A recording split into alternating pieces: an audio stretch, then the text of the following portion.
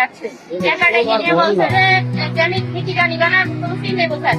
তারপরে বলতেছে যে আচ্ছা চাইলে তাড়াতাড়ি ওইটা তোমার সবাই যখন চলে গেছে পেছন থেকে তোমাকে একা ডাকছে, এটা কয়টার সময়?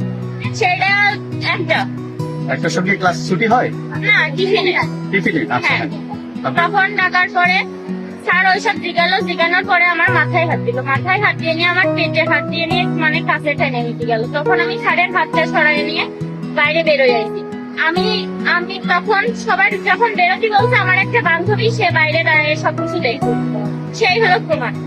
তুমি একাই ছিল? হ্যাঁ, তখন সবাই বের করে দিয়েছে। তো এর আগে কি কখন তোমাকে এই শিক্ষক তোমাকে কখন তোমাকে?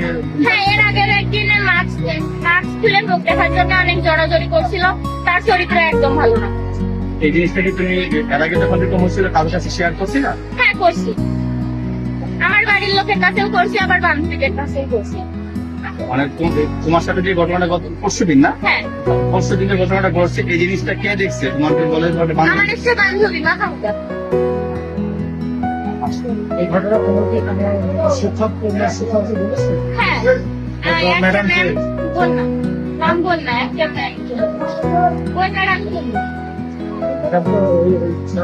বলেছে নাকি? হ্যাঁ না, একদম তারপর আসেই চলে ম্যাডামকে। বলেছে? হ্যাঁ, তারপরে ম্যাডামরা আমাদের এই ঘটনাটা সাফা রাখতে বলো। কিন্তু এই স্যার মানে অনেকদিন ধরে এইরকম মেয়েদের উপর নির্যাতন চালাচ্ছে, এর মানে কেউ কিছু বলতে পারে না, সাহস পায় না।